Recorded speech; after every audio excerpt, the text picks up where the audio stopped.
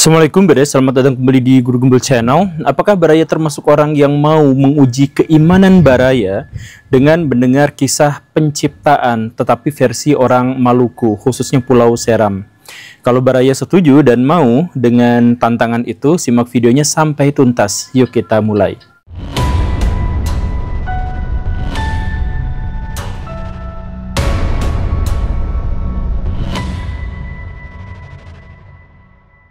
Suatu hari di waktu yang sangat lampau di Pulau Seram, hadirlah seorang pemuda yang tampan dan gagah perkasa. Namanya adalah Ameta.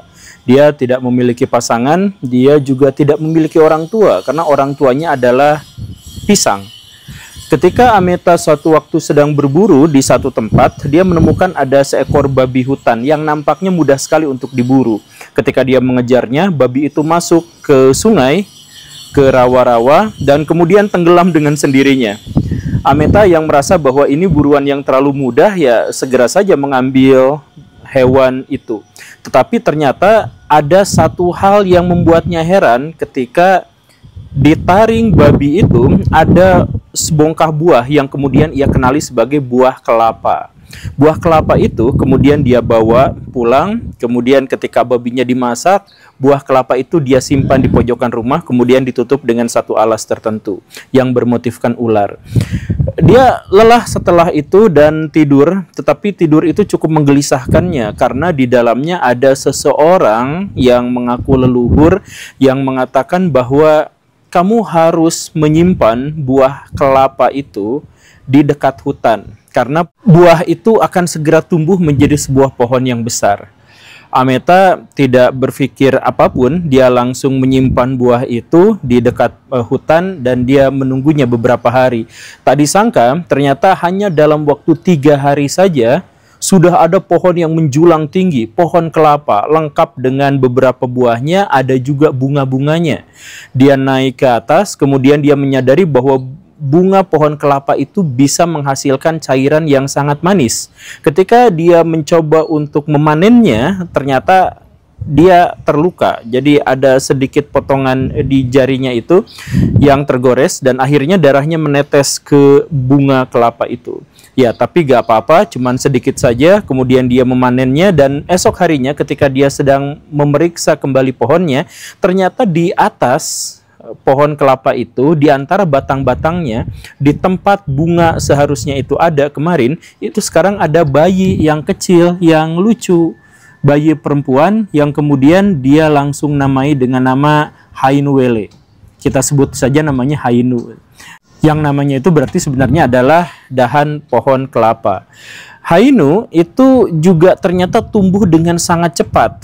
Dia nampaknya adalah perwujudan dari sesuatu yang baru karena ayahnya adalah pisang dan kemudian ketika berdarah menetes ke buah kelapa, kelapanya itu kemudian melahirkan seorang bayi perempuan yang cukup lucu. Bayi itu tumbuh dengan sangat cepat, dengan cantik, cekatan, baik, menjadi sorotan dari banyak mata di perkampungan itu.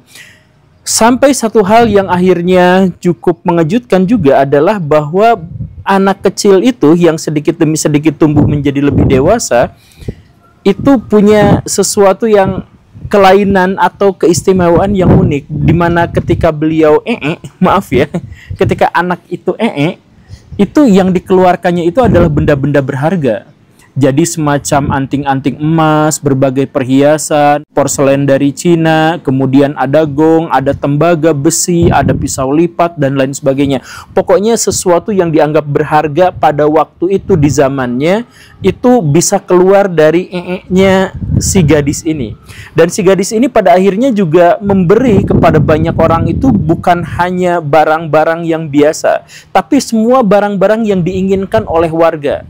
Jadi kalau di sana kan pakai pinang gitu ya. Jadi orang-orang untuk bisa berinteraksi dan menunjukkan bahwa saya orang baik dan ingin bersahabat, itu pakai pinang. Nah, sejak saat itu orang-orang menjadi beda perilakunya karena setiap orang menginginkan sesuatu dan muncullah dari nya Hainu itu itu barang yang dia inginkan. Begitu seterusnya. Akhirnya tetangga-tetangga awalnya malu-malu, kemudian sedikit demi sedikit meminta, kemudian meminta lagi, kadang-kadang meminta secara paksa, dan lain sebagainya. Jadi permintaannya menjadi aneh-aneh. Dan pada akhirnya itu menghasilkan semacam inflasi benda berharga. Karena misalkan emas yang semula menjadi sangat-sangat berharga di sana, setelah bisa didapatkan dengan sangat mudah, ia menjadi sangat-sangat murah. Kemudian ada benda semacam gong, ada porselen, kemudian ada berbagai senjata yang awalnya begitu sulit dan didapatkan dan menjadi sebuah kebanggaan dari masyarakat untuk memilikinya. Sekarang tidak ada lagi kebanggaan itu, karena semuanya bisa diberikan oleh Hainu. Makanya orang-orang yang awalnya sangat mencintai dan sangat menyukai dengan keajaiban Hainu itu, lambat laun berpikir bahwa Hainu ini akan merusak peradaban, akan merusak tradisi dan budaya masyarakat setempat. Maka dalam satu konspirasi, ada sebuah pesta dilaksanakan biasanya setiap tahun selama 9 malam berturut-turut. Nah, dalam upacara itu kan ada gadis-gadis yang berkumpul di tengah-tengah, kemudian ada pria-pria yang berkerumun di sekitarnya, dan ya pesta semacam itulah. Nah, ada jebakan buat Hainu di mana di tengah itu ada lubang yang sudah disiapkan, ditutupi dengan seadanya saja. Nah, Hainu itu berpesta di situ dan sedikit demi sedikit mulai terdorong dan akhirnya masuk ke dalam lubang itu. Dan ketika sudah masuk ke dalam lubang, orang-orang dengan tanpa terlihat dari orang lain itu menguburnya sedikit demi sedikit pakai kaki gitu. Dan setelah itu tanahnya diinjak-injak dan tanahnya dijejal-jejal, dipejal-pejal sampai benar-benar keras seperti tanah sebelumnya. Tidak ada orang yang menyadari karena pada waktu itu malam hari, dan teriakan histeris dari Hainu itu tidak terdengar sama orang lain karena tertutup oleh hingar-bingar alat musik dan teriakan dari para laki-laki yang sedang berpesta pora itu.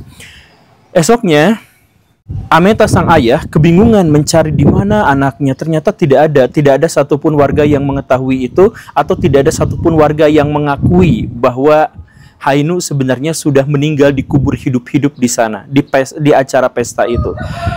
Ameta kemudian mencari seorang dukun dan bertanya apa yang sebenarnya menyebabkan anak saya hilang. Lalu diketahuilah di sana bahwa ternyata anaknya memang dikubur hidup-hidup di lapangan tempat upacara ritual dan pesta tari-tarian.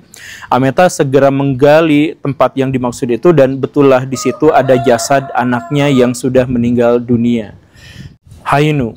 Ameta kemudian membawa jasad itu, membopongnya ke rumah, lalu dipotong-potong menjadi bagian-bagian yang kecil, kemudian bagian-bagian itu disebar ke seluruh Pulau Seram. Di setiap ujung Pulau Seram itu dia tempatkan, kecuali satu tangannya yang dia bawa kemudian dipersembahkan kepada Tuhan, yang kemudian oleh Tuhan itu dijadikan sebagai semacam tangga di mana orang-orang yang baik akan bisa melewatinya dengan baik, sedangkan orang-orang yang tidak baik tidak akan bisa naik, dan rohnya akan menjadi roh hewan atau roh binatang yang jahat atau yang jelek, seperti itu. Semacam itulah kisahnya. Apa yang seharusnya tidak mengejutkan di sana adalah di setiap wilayah tempat bagian-bagian tubuh dari Hainu itu dikuburkan, itu di situ muncul jenis-jenis pepohonan, jenis-jenis tanaman yang pada akhirnya dimakan oleh orang-orang Maluku, oleh orang-orang Seram sekarang. Jadi kalau misalkan Baraya di sana menemukan ada umbi-umbian, menemukan ada beberapa jenis makanan dan sebagainya, orang-orang Seram percaya bahwa tanaman-tanaman itu muncul dari bumi, itu adalah awal mulanya karena di sana dikuburkan jasad dari Hainu yang sudah terpotong-potong oleh ayahnya sendiri. Oke, ini sebenarnya adalah versi lokal dari cerita penciptaan. Tapi penciptaan yang dimaksud ini adalah penciptaan tentang makanan, penciptaan tentang tumbuhan dan lain sebagainya. Apa yang aneh, kalau misalkan saya bertanya kepada Baraya tentang Hainu Wele, saya sih menduga Baraya belum pernah mendengarnya sama sekali sampai detik ini. Kenapa? Karena cerita ini memang cerita yang tidak terlalu dikenal. Tetapi satu hal yang harus digarisbawahi bahwa cerita ini sebenarnya justru adalah cerita yang cukup populer di kalangan antropolog. Bahkan beberapa tema-tema dan terma-terma terkait dengan antropologi itu dikaitkan dengan cerita Hainu Wele ini. Kenapa bisa seperti itu? Dan kenapa ini dianggap sebagai cerita yang bisa menggoncang iman? Jadi begini Baraya ceritanya. Albert Johnson, seorang antropolog dari Jerman, itu mencoba menyelidiki cerita ini dan dia menemukan ada sebuah pola yang khas dari kisah ini dengan kisah-kisah yang beredar di kawasan Asia Tenggara dan kepulauan di Pasifik. Apa itu? Yaitu tentang tanaman yang muncul dari kuburan orang suci yang dipotong-potong.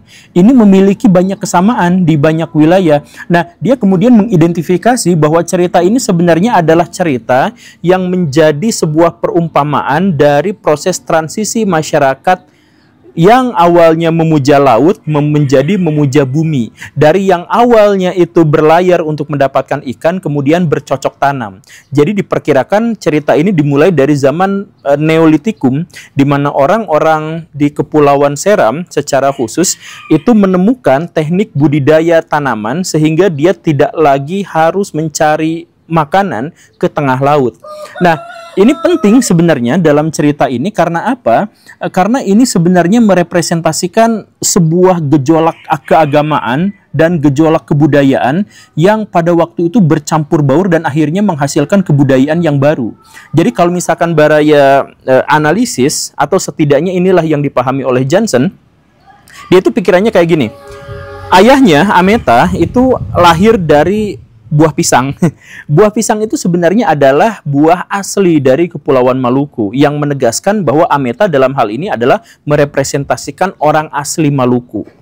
Nah, kemudian dia menemukan buah kelapa. Buah kelapa itu juga sebenarnya berasal dari Nusantara, tapi bisa ditemukan dimanapun di luar Nusantara.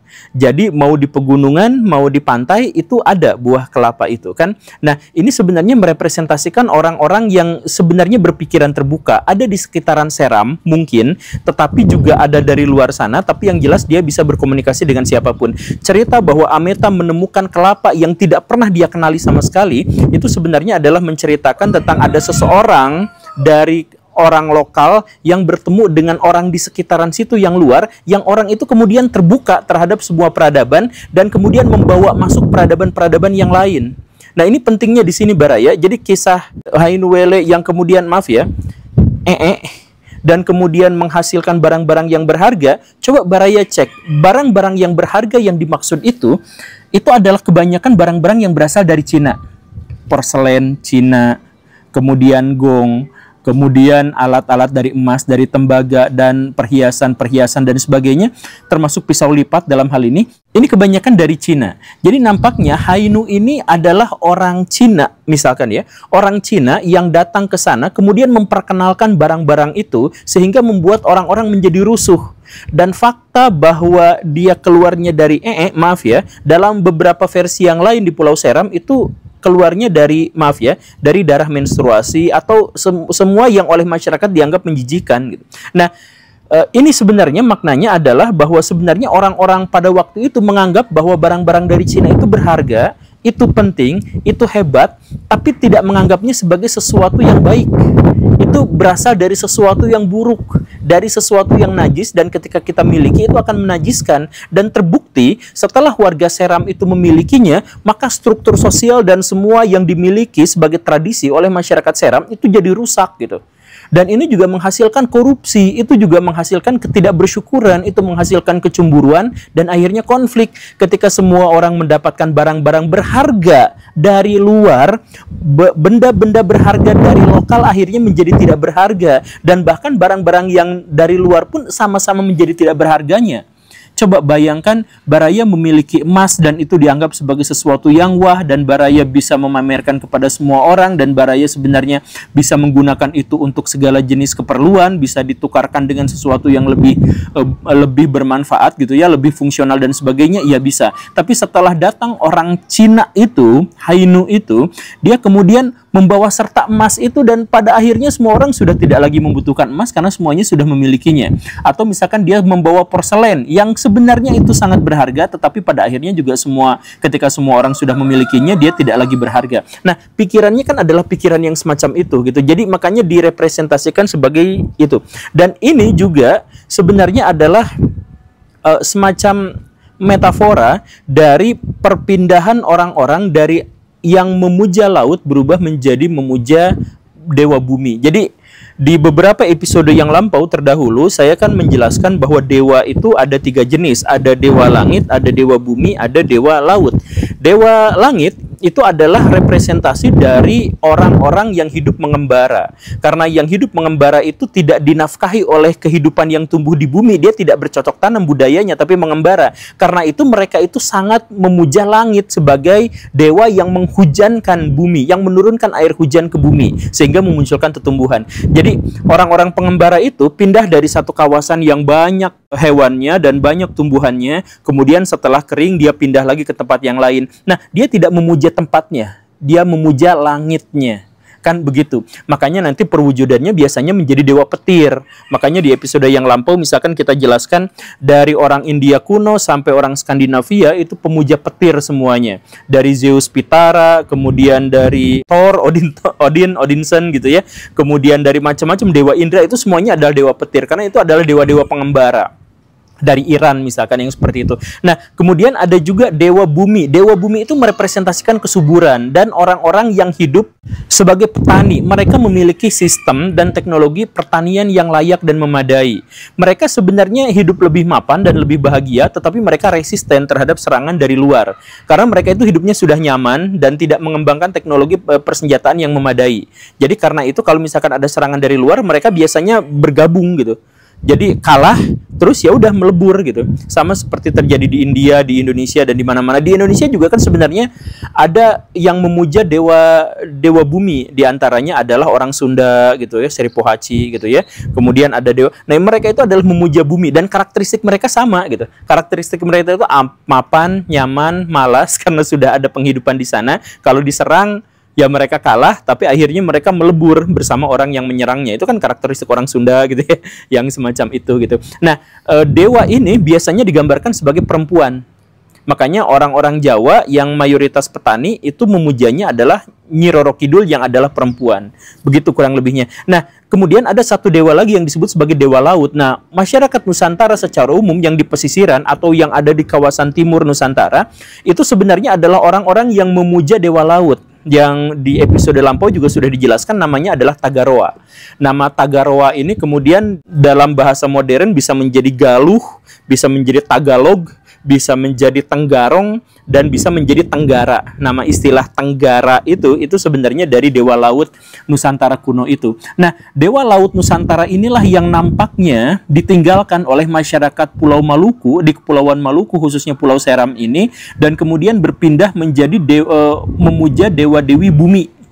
Begitu. Jadi mereka yang awalnya melaut, kemudian datang orang Cina membawa sesuatu yang sangat berharga, menghasilkan sebuah kerusuhan, kekeosan, dan sebagainya. Dan kemudian setelah masyarakat itu keos, masyarakat kembali menemukan strukturnya kembali, membangun strukturnya kembali, tetapi dengan ide, gagasan, budaya, dan tradisi yang baru.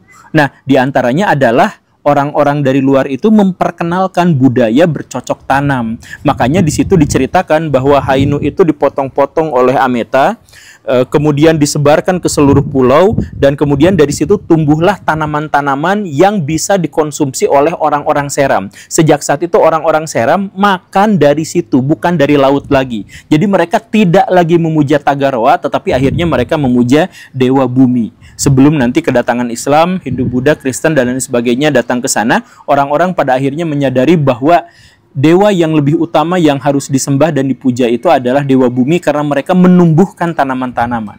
Jadi cerita ini sebenarnya adalah cerita tentang transisi perpindahan kebudayaan dari berlayar menjadi kehidupan agraris, dari orang yang memuja dewa-dewa laut berubah menjadi pemuja dewa-dewa bumi, begitu. Nah, satu hal yang cukup menarik dalam hal ini adalah kalau misalkan kita pikirkan bahwa ternyata kisah-kisah masa lampau itu adalah metafora dari satu kejadian atau satu ide atau satu momentum sejarah, maka bisakah kita juga memperlakukan kisah-kisah penciptaan lain dengan cara seperti ini? Sebelum kita berbicara tentang Hauna Mele ini, di episode yang lampau saya juga pernah menjelaskan tentang kisah Sangkuriang. Di mana kisah Sangkuriang itu sebenarnya adalah kisah yang dimulai dari orang-orang yang menjadi saksi mata atas keberadaan Danau Sunda Purba, yang kemudian menyusut dan seterusnya, dan ingatan kolektif mereka itu pada akhirnya mewujud menjadi cerita Sangkuriang. Kan ada teori yang seperti itu gitu. Nah, Kalau misalkan Hayunuwele juga diperlakukan dengan cara seperti itu, maka kita pada akhirnya juga mengetahui bahwa ini adalah cara masyarakat kuno untuk menjelaskan transisi kebudayaan dan agama mereka. Lalu bagaimana dengan kisah-kisah yang lain? Kisah-kisah penciptaan yang lain, apakah sebenarnya itu juga adalah simbolik belaka yang sebenarnya ada makna tersimpan di belakangnya yang justru karena teksnya disakralkan, kita malah tidak mengetahui apa makna dari kisah itu yang sesungguhnya. Kalau antropolog sih biasa membongkar ini, tetapi apakah Baraya juga bersedia untuk membongkar itu? Ya, terima kasih karena sudah menyimak. Saya Guru Gembul. Assalamualaikum warahmatullahi wabarakatuh.